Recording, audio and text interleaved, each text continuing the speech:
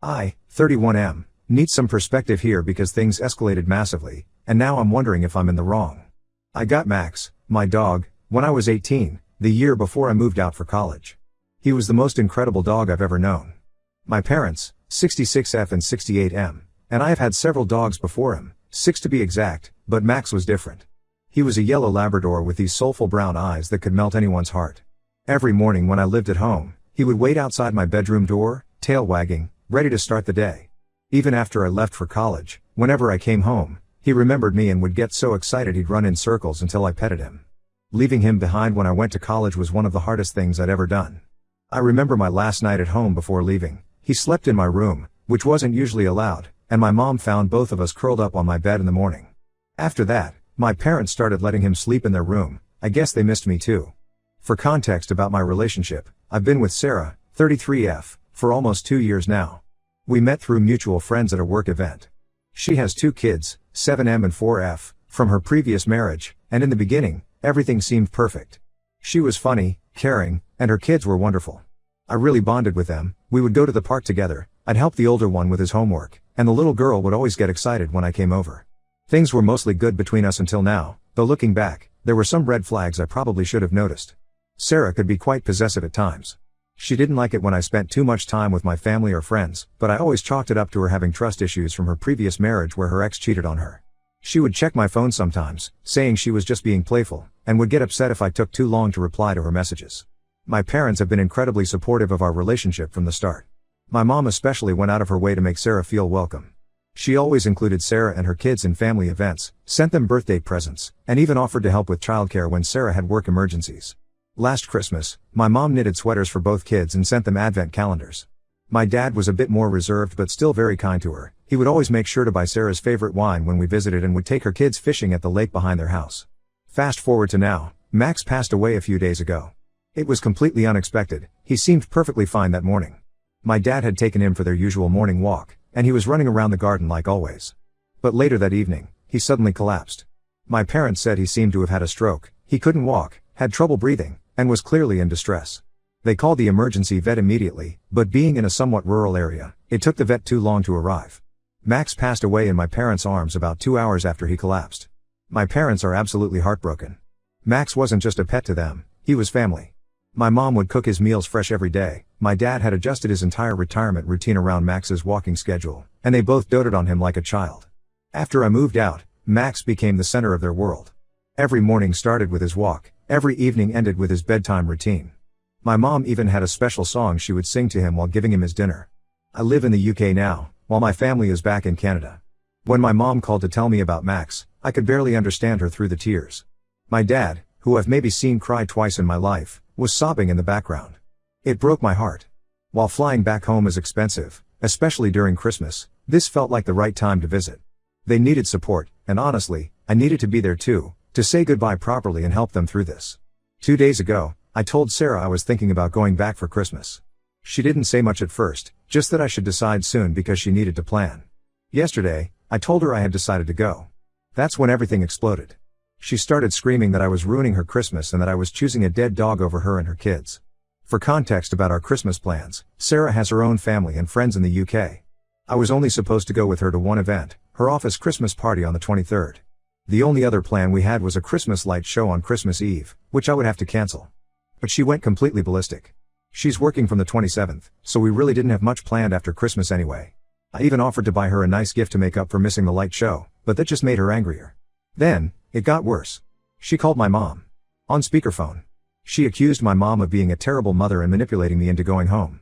She said my mom was interfering in our relationship and trying to break us up, over a dead dog, her words. She told my mom she was pathetic for grieving so much over an animal and that she needed to get over it. My mom started crying multiple times during this call. It was awful. I tried to grab the phone to end it, but Sarah started threatening to accuse me of domestic violence and call the police if I touched her phone. If that wasn't enough, she then went into our bedroom and came out with my passport. She said she'd destroy it unless I transferred £1,000 to her, as compensation for ruining her Christmas plans. I didn't see another way out of the situation, so I sent the money. Once I had my passport back, I packed some essential things, told her it was over, and left. I'm staying at a hotel until I leave for Christmas. Now she's blowing up my phone with messages, calling me the worst person ever, saying I'm not a real man, and spewing hateful things about my mom. She's saying I'm abandoning her kids right before Christmas and that I'm just as bad as their father. Honestly, I can't believe how cruel she's being. I would have gladly brought her and the kids with me, but it would have cost £6,000 to fly all 4 of us back to Canada. That wasn't realistic for either of us. For context about my previous support, when her father passed away last year, I paid for her and her kids' flights to go back to her home country, covered part of the funeral and hotel stay, totaling maybe £5,000, and stayed with her at her place, where it's challenging to WFH or get to my office, for almost 2 months because she kept begging me to stay. Please help me think straight and rationally? She is making me feel like I'm the wrong one here, but I don't get it. If something like this happened to her, I would have been so supportive. Edit, just to add some context, last year when my grandmother passed away, Sarah convinced me not to go to the funeral because she had planned a weekend trip with her friends and wanted me to watch her kids. I regret listening to her then, and I refuse to make the same mistake again. Update 1 first, I want to thank everyone for their support and advice. I was overwhelmed by the responses, and they really helped me stay strong through what happened next. A lot has happened in the past 2 weeks, and I need to get this off my chest. I went home for Christmas and spent time with my parents.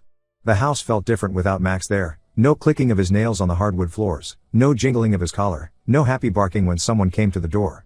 My mom had left his bed in their room, and his toys were still in his basket in the living room. None of us had the heart to move them yet. We spent the holidays sharing memories of Max. Dad showed me videos he'd taken of Max playing in the snow last winter.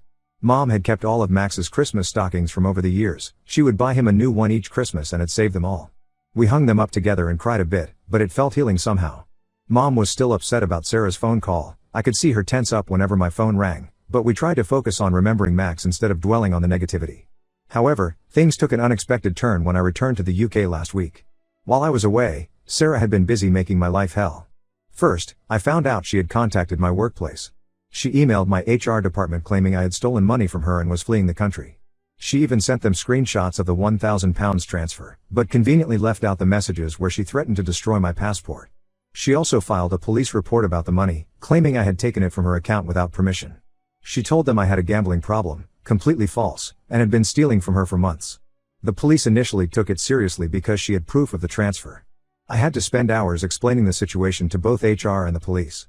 Thankfully, I had screenshots of everything, her threats about the passport, her messages saying she would accuse me of domestic violence, and the entire conversation leading up to the transfer. I even had a recording of part of that awful phone call with my mom, which I had started recording when things got heated. The police quickly dismissed her claims when they saw the evidence. But Sarah wasn't done. She had also been busy contacting our mutual friends.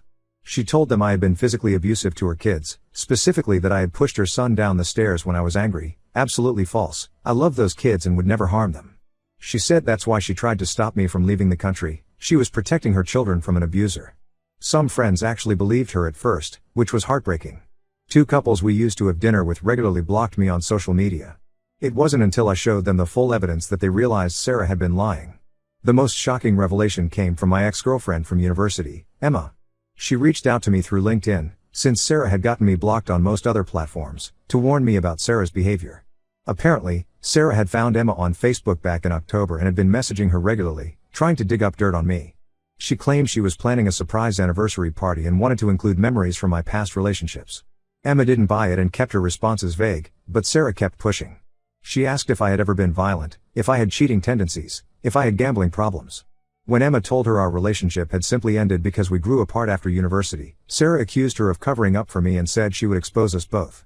I've blocked Sarah on everything I can think of, phone, email, social media, even LinkedIn, but she keeps creating new accounts to contact me. Sometimes she's apologetic, saying she only acted that way because she loves me so much. Other times she's threatening, saying she'll tell my parents terrible lies about me unless I get back together with her. She even created a fake Instagram account pretending to be my mom, trying to trick me into accepting the follow request. I've documented everything. Every message, every new account, every threat. I'm meeting with a lawyer next week about getting a restraining order. My workplace has also banned her from the building and instructed security not to let her in. Apparently, she tried to wait for me in the lobby one day while I was still in Canada. The £1,000 she extorted from me? I reported it to my bank as extortion, and they're investigating it. They seem optimistic about getting it back, especially with the police report I filed and all the evidence of her threats. What hurts the most in all of this is the kids. Her son sent me a voice message through his dad's phone asking why I don't come to play football with him anymore. Her daughter apparently keeps asking when I'm coming back to read her bedtime stories. Their dad, who has been surprisingly understanding about everything, told me they miss me, but he agrees it's best to keep my distance while Sarah is acting this way. He actually apologized to me, saying he should have warned me that Sarah had shown similar behavior during their divorce. Right now, I'm just trying to keep my head down and get through this. My parents have been incredibly supportive, calling every day to check on me. Friends who initially believed Sarah have been apologizing and offering their support. But it's still hard. I never expected someone I trusted could turn so vicious, especially using her own children as weapons in her revenge campaign. Update 2: I need to share some developments that have left me shocked and honestly a bit scared. Remember how Sarah kept creating new accounts to contact me? Well, it turns out that was just the tip of the iceberg. Last week, a friend who works at my old gym called to warn me. Sarah had been showing up there almost every morning, claiming to be my fiancé. She told the staff she was planning a surprise party for me and wanted to know my usual workout schedule. She even had a fake engagement ring and photos of us together that she would show people. Thankfully, my friend recognized her from a group dinner we had months ago and knew we had broken up. But it gets worse. The hospital called me to verify my emergency contact information because someone had tried to access my medical records. When I asked for details, they told me a woman claiming to be my fiancé had come in with a story about needing my medical history for our marriage license. She even had a copy of an old utility bill from when we lived together. Fortunately, the hospital's security protocols required additional verification, which she couldn't provide. The most disturbing revelations came from her ex-husband, Tom. He reached out after Sarah started harassing his new girlfriend. He felt guilty for not warning me earlier and wanted to tell me the full story of their marriage. Apparently, Sarah has a history of this behavior. Before their marriage ended, she became obsessed with one of Tom's female colleagues who she thought was too friendly with him. She started showing up at their office during lunch breaks, called the woman's husband with false accusations of an affair, and even followed her to her gym and signed up for the same fitness classes. The harassment got so bad that the colleague had to change jobs and move to a different city. Tom told me Sarah had done similar things to 2 other women before that, including his sister's best friend. He said he didn't warn me earlier because Sarah had threatened to limit his access to the kids if he ever talked about their past. She used the kids as leverage to keep him quiet, just like she's trying to use them to manipulate me now. The restraining order hearing was last week. The evidence was overwhelming: the passport incident, the false police report, the workplace harassment, the gym stalking, the hospital incident, and hundreds of messages from various fake accounts. The judge granted the order immediately. Sarah showed up to the hearing acting completely calm and collected, telling the judge I was overreacting to a few emotional messages from a bad breakup. But when the judge mentioned the hospital incident, she lost it. She started screaming that she had every right to know about my medical history since we were going to have a family together. They had to remove her from the courtroom. On a more positive note, my parents are doing much better. After much discussion and soul searching, they decided to get a new puppy.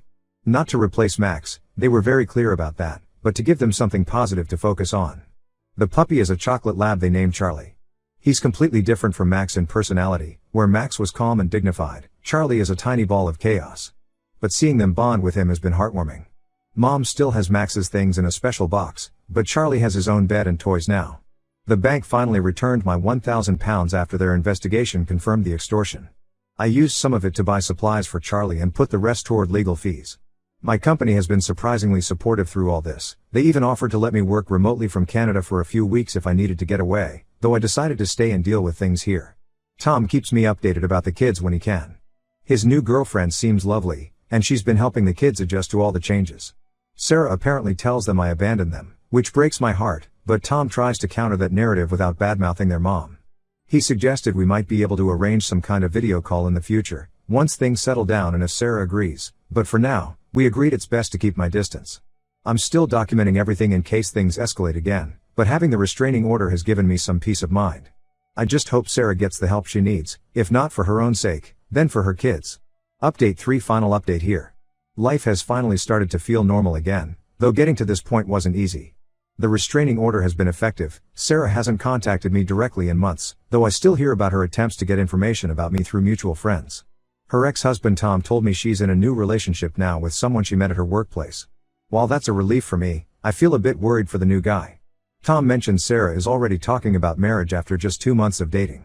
I hope she's gotten help and changed, but given how she acted with Tom and then me, I have my doubts. An interesting development happened last month. Sarah's sister reached out to me. She apologized for not warning me earlier and explained that Sarah has had similar patterns in relationships since her teenage years. Apparently, their parents always enabled her behavior, making excuses and covering up her actions. The sister tried to convince them to get Sarah help after her divorce from Tom, but they dismissed it as Sarah just being passionate about her relationships.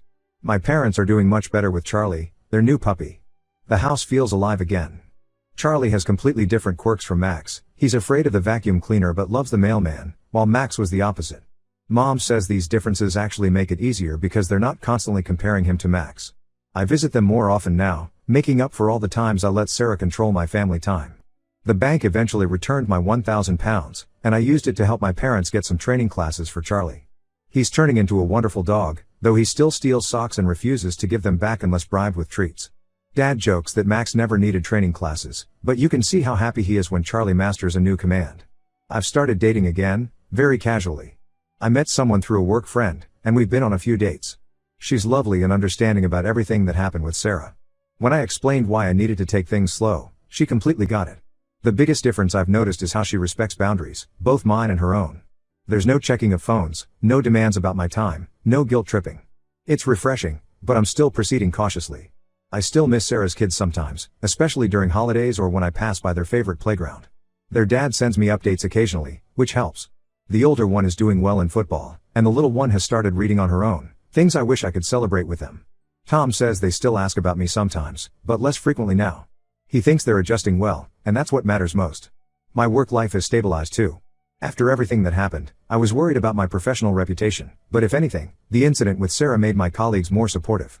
My boss even joked that dealing with that situation showed more crisis management skills than any work project could. The whole experience taught me a lot about standing up for myself and my family. I realized how many red flags I ignored with Sarah because I was trying to be understanding about her past. Now I know that while it's important to be compassionate about someone's trauma, it's not an excuse for abusive behavior. I've also learned that grief, like with Max's passing, often reveals people's true colors. Sarah showed her true self when faced with my family's loss. I'm just glad I got out when I did, before things got even worse. These days, I keep Max's old collar in my desk drawer. Sometimes when I'm having a rough day, I look at it and remember how his unconditional love brought out the best in people, and how his loss ultimately showed me who I needed to remove from my life. This will be my last update. Thank you all for your support throughout this journey. It meant more than you know.